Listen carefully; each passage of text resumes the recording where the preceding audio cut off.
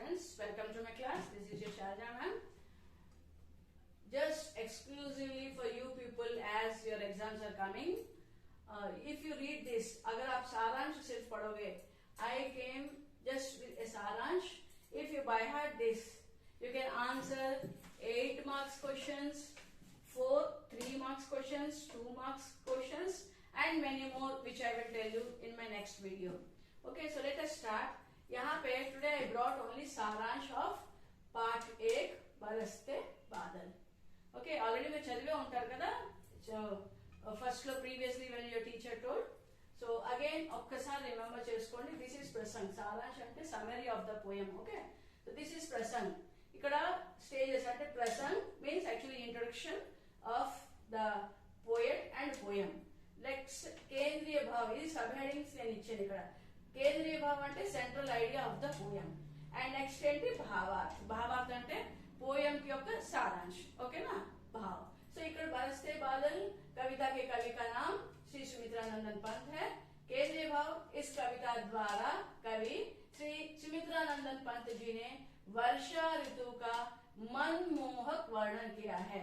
मनमोहक means you know yes, so అంటే ఎంత ఏదైతే జీల్ హ్యాపీనెస్ ఫీల్ అవుతారో వర్షా ఋతు అంటే చాలా మందికి ఇష్టం, సో అది వర్ణించారు అని. నౌ కమింగ్ టు భావార్థ్. ओके, ఇక్కడ बरसते बादल कविता में पंत जी ने वर्षा ऋतु में प्रकृति कैसे मोहक लगती है అంటే వర్షా ఋతువులో ప్రకృతి నేచర్ అంతా ఎంత అందంగా కనిపిస్తుందో, ఎంత బాగుంటుందో అందరికీ కూడా దాని గురించి ఇక్కడ వర్ణించారు అని. इसका मनमोहक वर्णन किया है. वर्णन किया है అంటే एक्सप्लेन చేశారు అని, అంటే इन ए पोएम. ओके, सो वर्षा ऋतु सबकी प्रिय ऋतु है. सावन के मेघ झम झम बरसते हैं. वर्षा की बूंदें पेड़ों से छनकर छम छम करती धरती पर गिरती हैं. मेघों के हृदय में बिजली चमचम चमकती है. ఓకే, వర్షా ఋతు అందరికి ఇష్టమైంది. సావన్ మేఘ అంటే శ్రావణ మాసం వచ్చినప్పుడు వర్షాలు పడుతూ ఉంటాయి. అయితే ఎలా పడతాయి? झम झम అంటూ పడతాయి అని కవి ఇక్కడ एक्सप्लेन చేశారు. ఓకే, वर्षा की बूंदें पेड़ों से छनकर छम छम करती धरती पर गिरती हैं.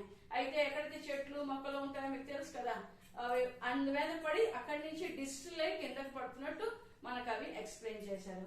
ఓకే, మేఘం के हृदय में बिजली चमचम चमकती है. మేఘ మీన్స్ యు నో క్లౌడ్స్. అయితే ఆ మధ్యలో వాటిలో అక్కడి నుంచి ఏం పడుతుంది? చంచం చమక్తి హై. సో బిజిలీ అంటే లైట్నింగ్, చంచం అని మెరుస్తుంది. दिन में भी वर्षा के कारण अंधेरा छा जाता है.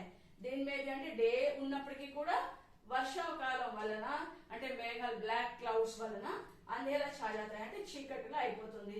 लोगों के दिल में सपने जगने लगते हैं. సో అందరూ కూడా కొత్తగా ఒక స్ఫూర్తితో వాళ్ళ ఫ్యూచర్ కోసము అనదర్ థింగ్స్ కోసం ప్లాన్స్ చేస్తూ ఉంటారు, కలలు కంటూ ఉంటారు అని. बारिश के बरसने से मेंढक टर टर आवाज करते हैं. సో ఇక్కడ మనుషులు ఎలాగా కోసం చెప్తూ, క్లౌడ్స్ కోసం చెప్తూ ఇప్పుడు కొన్ని ప్రాణుల కోసం కూడా ఎక్స్ప్లెయిన్ చేస్తున్నారు. ఏమని? బారిష్ కే బరస్నే సే మేంఢక్ టర్ టర్ ఆవాజ్ करते हैं. మేంఢక్ అంటే తెలుసు కదా, కప్పలు ఏ రకంగా అరుపులు అరుస్తాయో. झींगुर झींझी आवाज करते हैं. मोर आवाज करते हुए नाचते हैं. ఓకే, మోర్ అంటే పీకాక్. పీకాక్స్ అయితే డాన్స్ కూడా చేస్తాయి. అలాగే పప్పి హే పియూ పియూ करके కూపుతే हैं. సో అవి కూడా వాటిలో హ్యాపీనెస్ తో సౌండ్ చేస్తూ అవి కూడా అరుస్తాయి అని. ఓకే, ఆనందం వ్యక్తపరుస్తాయి. ఓకే, नेक्स्ट ये सोन बालक पक्षी वर्षा का बड़ी खुशी से आह्वान करते हैं. सोन बालक पक्षी కూడా they also feel happy. आसमान में फैले काले बादल गंगोर बरसते हैं. बादल वर्षा के रूप में, बादल वर्षा के रूप में అంటే बादल मीन्स क्लाउड्स వర్ష ఒక రూపంలో బరస్కర్ हमें पानी देते हैं. ఓకే, మనకి నీరుగా ఇస్తాయి కిందకు వచ్చి. ప్రకృతి హరియాలి సే భర్ జాతి है. నేచర్ ప్రకృతి అంతా కూడా హరియాలి అంటే గ్రీనరీతో నిండిపోతుంది. घने बादल गगन में मंडराते हैं. అలాగే నల్లటి చీకటి మేఘాలన్నీ కూడా, ఘనే మీన్స్ డార్క్ డెన్స్ ఉన్న మేఘాలన్నీ కూడా, గగన్ మీన్స్ ఆకాశంలో ఇటు అటు చూసే ఉంటారు కదా క్లౌడ్స్ మూవ్ అవ్వడం, సో మూవ్ అవుతూ ఉంటాయి. భీషణ భయానక్ ధ్వని करते हैं. అవి కూడా మేఘాలు ఏమవుతాయి? ఆవాజ్ చేస్తాయి కదా, సౌండ్. అలాగే బిజిలీ చమక్తి है, లైటనింగ్ వస్తుంది. रिम झिम करती पानी की बूंदों के स्वर हमसे कुछ कहती हैं. సో కవి ఇక్కడ ఇంకా ఏమంటారంటే రిమ్ ఝిమ్ అంటే వర్షం పడేటప్పుడు రిమ్ ఝిమ్ అంటూ బూందో కే స్వర్, బూంద్ అంటే డ్రాప్స్, అవి మనతో కుచ్ ఏవో చెప్పడానికి ట్రై చేస్తాయి అని. ओके, उन बूंदों को छूते ही रोम सिहर जाते हैं और हमें खुश कर देते हैं. సో అవి మనకి టచ్ అయిన వెంటనే మనం కూడా వర్షం వచ్చినప్పుడు పిల్లలు ఆడుకోవడానికి వెళ్ళిపోతారు, పెద్దవాళ్ళు కూడా ఇలా అంటారు కదా, వర్షం ఒకసారి టచ్ చేస్తారు, దే ఫీల్ హ్యాపీ. ओके, धरती पर जल की धाराओं से मिट्टी के कण कण में कोमल अंकुर फूट पड़ते हैं. సో ధరతి పైన పడిన వెంటనే ఆ స్మెల్, ఫస్ట్ టైం వర్షం ఎప్పుడైతే పడుతుందో ఆ స్మెల్ చాలా చక్కగా ఉంటుంది. All feel happy. Okay, బారిష్ Dekh కవి ఖుష్ హోకర్. అయితే ఈ వర్షాన్ని చూసి మన కవి పేరు తెలుసు కదా, సుమిత్రానందన్ పంత్ జీ ఏమని అంటున్నారు, लोगों को उन्हें घेर कर गीत गाने का आमंत्रण देते हैं. అండ్ ఆమంత్రణ దేనా అంటే ఇన్విటేషన్, ఇన్వైట్ చేయడం, నాతో పాటు రండి, వర్షంలో చక్కగా మీరు కూడా హ్యాపీగా ఆనందించండి వర్షాన్ని అని చెప్తూ, అలాగే ఇంకా ఏం చెప్తారు, ఇంద్రధనుష్ కే झूले में झूलने की कल्पना करते हैं. Indradhanush means you know rainbow. Rainbow ఇలా ఉంటుంది కదా కలర్ఫుల్ గా. సో ఆ హ్యాపీనెస్, రెయిన్బో ఏదైతే బ్రైట్ గా ఒక హ్యాపీనెస్ ని చూపిస్తుందో, ఆకాశం అంతటికి కూడా కలర్స్ తో నింపేస్తుందో, అలా ఒకటేంటంటే మన లైఫ్ లో కూడా అలా కలర్ఫుల్ అవ్వాలి అని, అలాగే అలాంటి కలర్ఫుల్ లైఫ్ లో అంటే ఇంద్రధనుష్ లో మనం ఒక ఉయ్యాలాగా చక్కగా ఉయ్యాలు ఊగాలి అనే ఒక భావంతో ఆయన చెప్పారు. నెక్స్ట్, కామనా करते हैं कि मन भावन सावन जीवन में बार बार आए.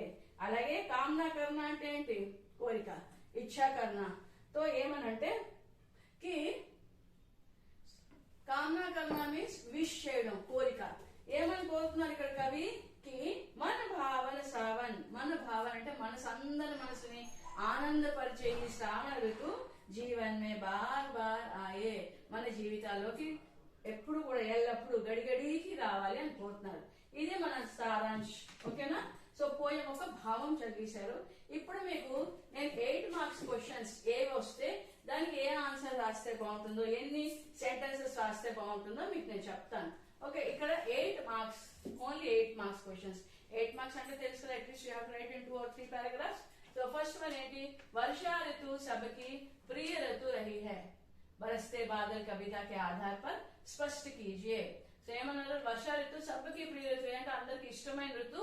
సో బరస్తే బాదల్ కవిత ఉన్నది కదా, పోయం ని దృష్టి పెట్టుకొని అది ఒకసారి మీరు వర్ణించండి అని. So what will you do, because it is of 8 marks, you have to come to the సారాంశ్. ఏమని చెప్తారు ఇక్కడ, వర్షా ఋతు సబ్కి ప్రియ ఋతు హై, ఫస్ట్ మీరు ఆ సెంటెన్స్ రాస్తారు. देन इंकोट एंट रास्तारू, वर्षा ऋतु में प्रकृति मोहक लगती है. ओके, इसका मनमोहक वर्णन क्या है, वर्षा ऋतु सबकी प्रिय ऋतु. इక్కడి నుంచి రాయండి, అదంతా కాదు. वर्षा ऋतु सबकी प्रिय ऋतु रही है, ఇది ఉంది కదా. इక్కడి నుంచి सावन के मेघ झमझम बरसते हैं, वर्षा की बूंदें पेड़ों से छनकर छमछम करती धरती पर गिरती हैं, मेघों के हृदय में बिजली चमचम. ఇది యాక్చువల్ గా మోస్ట్లీ కొన్ని మధ్యలో ఏమైనా సెంటెన్సెస్ తీయాలి అంటే మర్చిపోతే okay, no problem, but otherwise you can write these because this is of 8 marks question. So అదే ఇప్పుడు చూడండి, శ్రీ సుమిత్రానందన్ పంత్ జీ ప్రకృతి కే బేజోడ్ కవి హై, సిద్ధ కరో అన్నా ఇది రాయాలి మీరు. అలాగే సుమిత్రానందన్ పంత్ जी ने वर्षा ऋतु के प्राकृतिक सौंदर्य का सुंदर चित्रण किया है, अपने शब्द में बताओ. సో ఇక్కడ క్వశ్చన్ మీకు అర్థమయ్యే ఉంటుంది కదా. సుమిత్రానందన్ పంత్ అంటే బరస్తే బాదల్ కవితకే కవి. ఓకే, ఆయన వర్షా ఋతువుకే ప్రాకృతిక సౌందర్య, నేచర్ ని, అందాన్ని ఓకే వివరిస్తూ చెప్పారు కదా, అది మీ సొంత వాక్యాల్లో రాయండి. సో మీ సొంత వాక్యాలు means I have written here already, you have to by heart this and you can write this to gain 8 okay marks. Next coming to the प्रश्न 4. ओके, यहाँ पे वर्षा के समय प्रकृति की शोभा दर्शनीय होती है, बरसते बादल कविता के आधार पर स्पष्ट करो. సో చూడదగ్గగా ఉంటుంది, వర్షా ఋతువు వచ్చినప్పుడు ప్రకృతి మీన్స్ నేచర్ అంతా చూడదగ్గగా ఉంటుంది, ఎలా అది మీరు మళ్ళీ రాయండి అని. సో ఈ క్వశ్చన్స్ ఇన్ని మీకు కనిపిస్తున్న 5 types of questions, but answer is 1, my సారాంశ్. ఓకే, సో బరస్తే బాదల్, అలాగే next question coming to 5th one, Baraste Badal कविता का सप्रसंग सारांश अपने शब्द में लिखिए, ओन वर्ड्स లో రాయమని. ఫర్ దాట్ ఆల్సో ఇది రాసేటప్పుడు మాత్రం మీరేం రాయాలి, మన ప్రసంగ్ ఇక్కడ ఉన్నారు కదా, సో దిస్ ఇస్ ప్రసంగ్, కేంద్రీయ భావ్, భావ, ఈ సబ్ హెడింగ్స్ పెట్టేసి రాస్తే we will get all the 8 marks. Okay, now ఇక్కడ చూడండి హెడింగ్ 4 3 अंक प्रश्न 3. ఓకే, अंक प्रश्न మీన్స్ 4 మార్క్స్ ఆర్ 3 మార్క్స్, రెండిట్లో ఏమైనా ఇవ్వచ్చు. దానికి మీరు ఎలా రాస్తే బాగుంటుంది. ఓకే, సో ప్రశ్న 1, वर्षा सबकी प्रिय ऋतु है. क्यों? వర్ష అందరికి ఇష్టమైన ఋతువు. ఎందుకు? అఫ్ కోర్స్ మీకు తెలుసు మీకు ఇష్టం అంటే కదా. సో ఎలా అన్నదానికి మళ్ళీ ఇక్కడ కొన్ని ఉన్నాయి కదా, ఇందులో కొన్ని sentences you have to write. Like सी वर्षा ऋतु सबकी प्रिय ऋतु रही है. इकड़े स्टार्टिंग सावन के అంటే ఎందుకు అంటే श्रावण मासంలోనే కదా మేఘ बरसते हैं. ఓకే, అలాగే మేఘ बरसते हैं, वर्षा की बूंदें पेड़ों से छम छम कर ఆ సౌండ్స్ చేస్తూ వస్తుంది. ఓకే, అలాగే మేఘों के हृदय में बिजली चम चम चमकती है. दिन में भी वर्षा के कारण अंधेरा छा जाता है, लोगों के दिल में सपने जगने लगते हैं. ఓకే, ఇక్కడ దాకా మీరు రాస్తే సరిపోతుంది. ఇంకా ఏమైనా యాడ్ చేయాలనుకుంటే ఇక్కడ మీరు ఇది యాడ్ చేయొచ్చు. रिमझिम करता पानी करती पानी की बूंदों के स्वर हमसे कुछ कहती हैं, उन बूंदों को छूते ही रोम सिहर जाते हैं और हमें खुश कर देते हैं. तो ఓకే, ఇది రాయొచ్చు. అలాగే వర్ష से ప్రకృతి की సుందరత बढ़ती है అంటే వర్షం వల్ల ప్రకృతి యొక్క అందం ఇంకా పెరుగుతుంది. ఎలా? సో ఎలా అనేటప్పుడు మళ్ళీ సేమ్ ఇదే. ఇక్కడ వర్షం ఎలా పడుతుందో ఇదంతా ఇక్కడ మనం చేసాము. जैसे वर्षा की बूंदें पेड़ों से छनकर छमछम करती धरती पर गिरती हैं, మేఘों के हृदय में बिजली चमचम चमकती है. तो పాటు మీరు ఇంకేం రాయాలి చెప్పండి. धरती पर जल की धाराओं से मिट्टी के कण कण में कोमल अंकुर फूट पड़ते हैं లేదా कोमल अंकुर फूटते हैं. దీనికి మీనింగ్ మీకు తెలిసి ఉండాలి. ఎందుకంటే వర్షం పడడం వల్ల కొత్తగా మొక్కలు చిగురిస్తాయి. ఓకేనా, అది చెప్పడం. సో ఈ ఆన్సర్ కి సరిగ్గా సరిపోతుంది. నెక్స్ట్ वर्षा के समय प्राणी पुलकित होते हैं वर्णन करो. तो వర్షం పడినప్పుడు వేరే ప్రాణులన్నీ కూడా అవి కూడా చాలా హ్యాపీ ఫీల్ అవుతాయి. ఎలా అని వర్ణించమంటున్నా. దీనికి మీకు ఇక్కడ ఉన్నది కదా మనకి చూడండి. అంటే ఏ ఫర్ ఎగ్జాంపుల్ పక్షులు. ఓకే, మేండక్ సీరియర్ ఫ్రమ్ इगो ఇది తగాస. ఓకే, बारिश के बरसने से मेंढक तरतर आवाज करते हैं. मेंढक కూడా ఒక ప్రాణి కదా. सो मेंढक तरतर आवाज करते हैं, झिंगुर जी जी आवाज करते हैं, मोर आवाज करते हुए नाचते हैं, पपीहे पीयू पीयू करके कूकते हैं. ओके, द सेम वे ఇక్కడ सोन बालक पक्षी ఇది కూడా. ఓకే, సో పక్షి वर्षा का बड़ी खुशी से आह्वान करते हैं. ఇక్కడ దాకా రాస్తే చాలు. పులకిత ఎలా అవుతారో ఇక్కడంతా మనం వర్ణించాం కదా. Now coming to प्रश्न 4, मानव जीवन में वर्षा का क्या महत्व है లేదా वर्षा से क्या क्या लाभ है. इवన్నీ 1 to each related questions है. राइट. सो मानव जीवन में वर्षा का क्या महत्व है అన్నా, वर्षा से क्या क्या लाभ है అన్నా, సేమ్ ఆన్సర్ మనం రాస్తాం. సో వర్ష లేకపోతే మీకు తెలుసు అంటే ఇక్కడ మీరు ఓన్ గా మీరు ఒక సెంటెన్స్ కనీసం యాడ్ చేయాలనుకుంటే మనం ఏమని రాయొచ్చు. मानव जीवन वर्षा के लिए क्या महत्व है అడిగే లేదా क्या क्या लाभ है.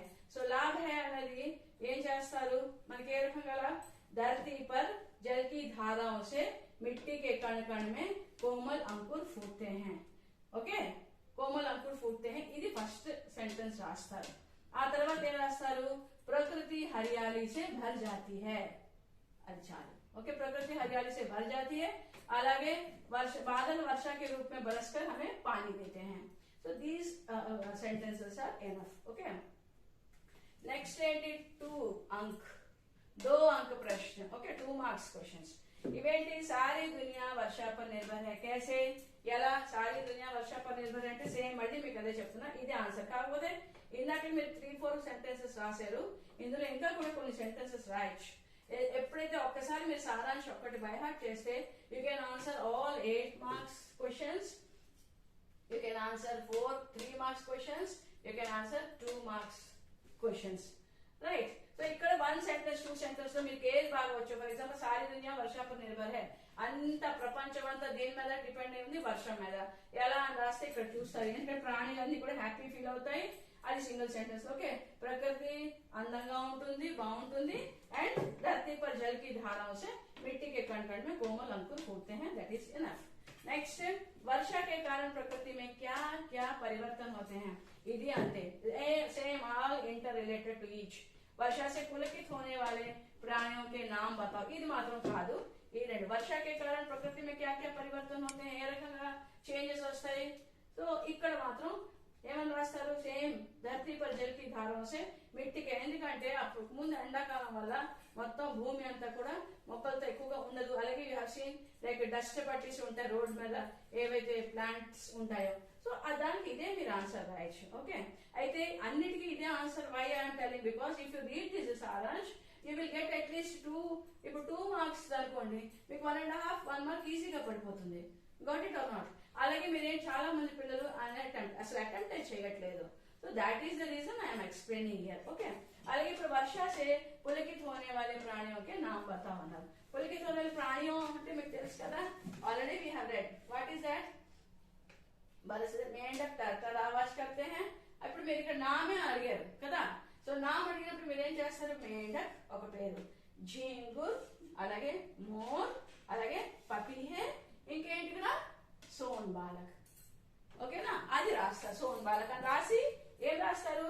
आदि पुलकित होने वाले प्राणी हैं.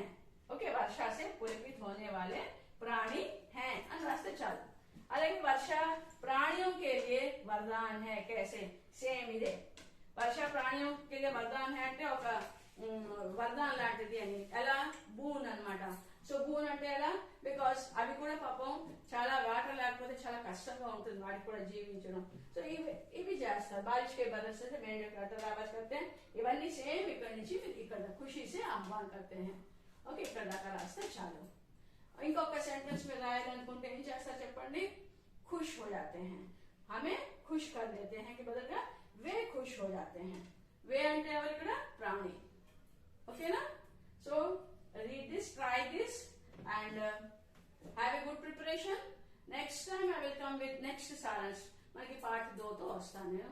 And one more thing I want to tell. Like ఇప్పుడు మీరు అడగచ్చు, కవి పరిచయ ఇస్తే మేమే రాస్తాము. Good question. బట్ కవి పరిచయ అలాగే లేఖక పరిచయ అవన్నీ నేను నెక్స్ట్ వీడియోలో తీసుకొస్తాను. అంటే ఆఫ్టర్ సారాంశ్ అన్ని అయిపోయాక ఇలాగే సేమ్ సారాంశ్ ఇచ్చి 8 marks questions, 3 or 4 marks questions, 2 marks questions ఇవి ఇక్కడతో కంప్లీట్ అయిపోయిన తర్వాత దెన్ కవి పరిచయం స్టార్ట్ చేద్దాం. ఆ తర్వాత లేఖక పరిచయం స్టార్ట్ చేద్దాం. ఓకేనా? So today this all right. Okay, thank you children. Bye.